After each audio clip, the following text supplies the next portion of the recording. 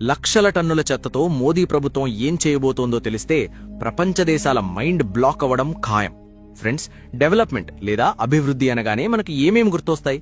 వందే భారత్ లాంటి స్పీడ్ ట్రైన్లు, 6 లేన్ హైవేలు, ఆకాశాన్ని తాకే పెద్ద పెద్ద బిల్డింగులు, ఇంకా స్మార్ట్ సిటీలు, అవునా? కానీ అభివృద్ధి వైపు పరుగులు తీస్తున్న ఈ రేస్లో మనం ఒక డెడ్లీ ప్రాబ్లంని పూర్తిగా మర్చిపోతున్నాం. అదేంటంటే ఏకంగా కుతుబ్ మినార్ ఎత్తును కూడా దాటేస్తున్న మన దేశంలోని భారీ చెత్త పర్వతాలు. అవును, మీరు విన్నది నిజమే. మీరు ఎప్పుడైనా ఢిల్లీ వెడితే అక్కడ గాజీపూర్ లేదా భల్స్వాలో ఉన్న ఆ చెత్త కొండల గురించి ఖచ్చితంగా వినే ఉంటారు. ఒక చారిత్రక కట్టడం కంటే ఒక చెత్త కుప్ప ఎత్తుగా ఉండటమేంటి? ఇది కేవలం ఢిల్లీ కథ మాత్రమే కాదు ఫ్రెండ్స్. మన హైదరాబాద్ జవహర్ నగర్ డంపింగ్ యార్డ్ అయినా, ముంబై, చెన్నై లాంటి ఏ మెట్రో సిటీ అయినా సరే, సిటీ బయట ఇలాంటి విషపూరితమైన చెత్త కొండలు మన భూమిని, మనం పీల్చే గాలిని, తాగే నీటిని పూర్తిగా నాశనం చేస్తున్నాయి. దశాబ్దాలుగా ప్రభుత్వాలు వస్తున్నాయి, పోతున్నాయి. ఎలక్షన్లప్పుడు ఎన్నో వాగ్దానాలు జరుగుతున్నాయి. కానీ ఈ చెత్త పర్వతాలు మాత్రం అలాగే ఎత్తుగా పెరుగుతూనే ఉన్నాయి. కానీ ఫ్రెండ్స్, ఇప్పుడు గేమ్ పూర్తిగా మారబోతోంది. మోదీ ప్రభుత్వం ఒక భారీ జియోపొలిటికల్ రేంజ్ మాస్టర్ స్ట్రోక్ వేసింది. దేశం కోసం ఒక సంచలన ప్లాన్ తీసుకొచ్చింది. ఈ ప్లాన్ ఈ చెత్త పర్వతాలను సమూలంగా నాశనం చేయడమే కాకుండా ఆ పనికిరాని చెత్తను ఏకంగా బంగారంగా మన దేశానికి పవర్గా మార్చబోతోంది. ప్రపంచ దేశాలన్నీ ఇప్పుడు భారత్ వైపే చూస్తున్నాయి. అసలు 140 కోట్ల జనాభా ఉన్న దేశం ఇంత పెద్ద సమస్యను ఎలా హ్యాండిల్ చేయబోతోంది? అమెరికా, జపాన్ లాంటి డెవలప్డ్ దేశాలకే సాధ్యం కాని ఈ అద్భుతాన్ని ఇండియా ఎలా చేయబోతోంది అని వాళ్లు కూడా షాక్ అవుతున్నారు. అసలు ఈ గేమ్ చేంజింగ్ ప్రాజెక్ట్ ఏంటి, చెత్తలేని భారత్ విజన్ ఏంటి అనేది ఇప్పుడు డీకోడ్ చేద్దాం పదండి. కానీ వీడియోలో ముందుకెళ్లే ముందు మీకు కూడా మన దేశ అభివృద్ధి మరియు స్వచ్ఛ భారత్ నిర్మాణం పట్ల గర్వంగా ఉంటే ఈ వీడియోను ఇప్పుడే లైక్ చేయండి.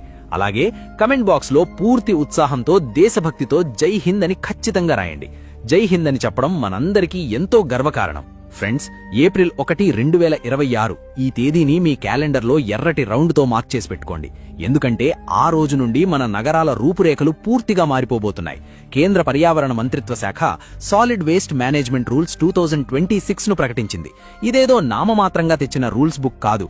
ఇది 2016 నాటి పాత నియమాలను పూర్తిగా చెత్తబుట్టలో వేసి చెత్త నిర్వహణను ఏకంగా ఆర్టిఫిషియల్ ఇంటెలిజెన్స్ మరియు మోడర్న్ టెక్నాలజీతో అనుసంధానించబోతోంది. ఇప్పటి వరకు మన దేశంలో ఏముండేది? ఇంట్లో చెత్తను తీసుకెళ్లి ఊరి బయట పడేసే డంపింగ్ కల్చర్ ఉండేది. కానీ కొత్త రూల్స్ ప్రకారం దీనికి పర్మనెంట్ ఎండ్ కార్డు పడనుంది. దీని స్థానంలో సర్క్యులర్ ఎకానమీ రాబోతోంది. సర్క్యులర్ ఎకానమీ అంటే రెడ్యూస్, రీయూజ్ మరియు రీసైకిల్. అంటే ఏంటో సింపుల్ గా చెప్తాను. ఈ కొత్త నియమం ప్రకారం చెత్త ఇకపై రోడ్డు మీద పడేసే వస్తువు కాదు, అది ఫ్యాక్టరీలకు ముడి పదార్థం అవుతుంది. ఉదాహరణకు మనం వాడి పడేసే స్ప్రైట్, థమ్సప్ ప్లాస్టిక్ బాటిళ్లు, కవర్లను రీసైకిల్ చేసి వాటితో హైవే రోడ్లు వేస్తారు. ఇక మిగిలిపోయిన అన్నం, కూరగాయల తొక్కలు లాంటి తడి చెత్తను బయో ప్లాంట్లలో ప్రాసెస్ చేసి హై క్వాలిటీ ఎరువులు మరియు బయోగ్యాస్ తయారు చేస్తారు. ఈ బయోగ్యాస్ తో ఏకంగా పల్లెటూర్లకు కరెంట్ ఉత్పత్తి చేయవచ్చు, లేదా సిటీల్లో బస్సులు నడపచ్చు. ఆలోచించండి ఫ్రెండ్స్, నిన్నటి వరకు డెంగ్యూ, మలేరియా లాంటి వ్యాధులు వ్యాప్తి చేసిన ఆ చెత్తే రేపు మన దేశానికి కరెంట్ ఇస్తుంది, దేశానికి ఆదాయాన్నిస్తుంది. ఈ మొత్తం సిస్టంలో అత్యంత మైండ్ బ్లోయింగ్ విషయం ఏమిటంటే దీన్ని పూర్తిగా టెక్నాలజీతో లింక్ చేస్తున్నారు. మన ఇండియా ఇప్పుడు డిజిటల్ ఇండియా అయింది కాబట్టి మన చెత్త మేనేజ్మెంట్ కూడా డిజిటల్ గానే ఉంటుంది. ఇకపై మీ ఇంటి ముందుకొచ్చే ప్రతి చెత్త బండికి అడ్వాన్స్డ్ జీపీఎస్ ట్రాకింగ్ ఉంటుంది. మున్సిపల్ కార్పొరేషన్ ఆఫీస్లో ఒక పెద్ద కంట్రోల్ రూమ్ ఉంటుంది. అక్కడ అధికారులు ఏ చెత్త బండి ఎక్కడుంది, ఎంత చెత్త కలెక్ట్ చేసింది అని రియల్ టైంలో ట్రాక్ చేస్తారు. అంతేకాదు, చెత్తను వేరు చేసే పెద్ద ప్లాంట్లలో ఆర్టిఫిషియల్ ఇంటెలిజెన్స్ మరియు రోబోటిక్ చేతులను ఉపయోగిస్తారు. ఇవి కన్వేయర్ బెల్ట్ పై వెళుతున్న ప్లాస్టిక్, గ్లాస్ మరియు తడి చెత్తను కనురెప్పపాటులో దేనికడే ఫాస్ట్ గా వేరు చేస్తాయి. ఇదంతా ఒకెత్తైతే సామాన్య ప్రజల కోసం గవర్నమెంట్ స్మార్ట్ మొబైల్ యాప్స్ తీసుకొస్తోంది. ఉదాహరణకు, మీ వీధిలో లేదా రోడ్డు మీద చెత్త పడుందనుకోండి, మీరు ఎవరికో కంప్లైంట్ చేయాల్సిన అవసరం లేదు. జస్ట్ ఫోటో తీసి యాప్లో అప్లోడ్ చేస్తే చాలు. ఆ ఏరియా అధికారికి డైరెక్ట్ నోటీస్ వెళ్తుంది. దీనివల్ల అధికారులు మాకు తెలియదు అని తప్పించుకునే ఛాన్స్ లేదు. అవినీతికి, పని ఎగ్గొట్టడానికి ఇక చెక్ పడినట్లే. ఒకవేళ మున్సిపాలిటీ వాళ్లు సరైన పద్ధతిలో చెత్తను క్లీన్ చేయకపోతే వారిపై ఏకంగా కోట్ల రూపాయల భారీ ఫైన్ పడుతుంది. ఇందులో మరో సంచలన మార్పు ఏంటంటే ఎక్స్టెండెడ్ ప్రొడ్యూసర్ రెస్పాన్సిబిలిటీ, అంటే ఈపీఆర్. ప్లాస్టిక్ కవర్లో చిప్స్, బిస్కెట్లు, కూల్ డ్రింక్స్ అమ్మే పెద్ద పెద్ద మల్టీనేషనల్ కంపెనీలున్నాయి కదా, ఆ ప్లాస్టిక్ చెత్తను తిరిగి సేకరించి రీసైకిల్ చేయడం ఇకపై ఆ కంపెనీల బాధ్యతే. వాళ్లు మన దేశంలో ప్రొడక్ట్స్ అమ్మి కోట్లు లాభాలు దండుకుని పారిపోలేరు. వాళ్లు రోడ్ల మీదకు వదిలిన చెత్తకు వాళ్లే లెక్క చెప్పాలి. ఈ రూల్ పెద్ద కంపెనీల నిద్ర చెడగొట్టేదే అయినా మన దేశ పర్యావరణానికి మాత్రం ఇదొక సంజీవని లాంటిది.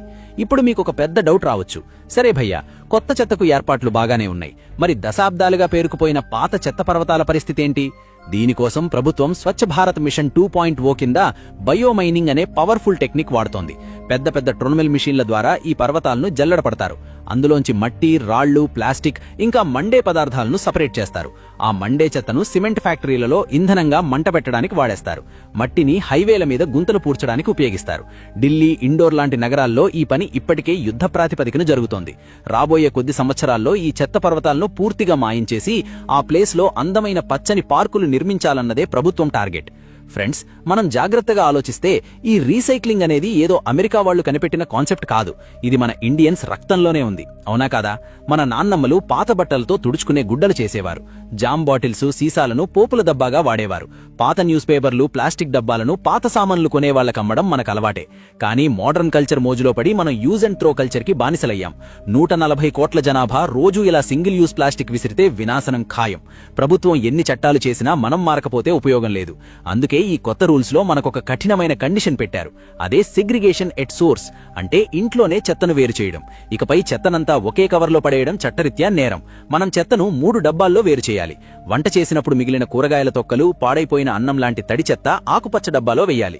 అమెజాన్ డెలివరీ బాక్సులు, ప్లాస్టిక్ కవర్లు, కాగితాలు లాంటి పొడి చెత్త నీలం రంగు డబ్బాలో వేయాలి. ఇక మూడవది ఎరుపు లేదా నల్ల డబ్బా. ఇందులో పాడైపోయిన బ్యాటరీలు, ఎక్స్పైర్ అయిపోయిన మందు బిళ్లలో, పగిలిపోయిన ట్యూబ్లైట్లు లాంటి ప్రమాదకరమైన చెత్త వేయాలి. మనం ఇంట్లో ఇంత చిన్న పని చేస్తే ఆ చెత్తను రీసైకిల్ చేసే వాళ్లకి పని 100 రెట్లు సులభమవుతుంది.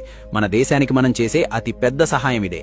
కాబట్టి ఫ్రెండ్స్, ఏప్రిల్ 1, 2026 నుండి మొదలయ్యే ఈ ప్రయాణం అంత ఈజీ కాదు. ముందుగా మనం మన అలవాట్లను మార్చుకోవాలి. ఈ ప్లాన్ కనుక సక్సెస్ అయితే మన ఇండియా రూపురేఖలు మారిపోవడం గ్యారంటీ. మోదీ ప్రభుత్వం ఈ ప్లాన్ కేవలం చెత్తను శుభ్రం చేయడం మాత్రమే కాదు, చెత్తతో డబ్బు సంపాదించడం, మన ఇండియన్ ఎకానమీని బూస్ట్ చేయడానికి వేసిన ఒక జియో పొలిటికల్ మాస్టర్ స్ట్రోక్. మరి ఈ కొత్త SWM రూల్స్ 2026 నిజంగానే మన సిటీల్ని చెత్త పర్వతాల నుండి కాపాడతాయని మీరనుకుంటున్నారా? మన వాళ్లు నిజంగానే చెత్తను వేరు చేసే అలవాటు చేసుకుంటారా? మీ జెన్యూన్ అభిప్రాయాన్ని కమెంట్ బాక్స్ లో ఖచ్చితంగా చెప్పండి. ఈ వీడియోను మీ ఫ్రెండ్స్, ఫ్యామిలీ వాట్సాప్ గ్రూపుల్లో ఖచ్చితంగా షేర్ చేయండి. వీడియోను లైక్ చేసి మన ఛానల్ను సబ్స్క్రైబ్ చేసుకోవడం అస్సలు మర్చిపోవద్దు.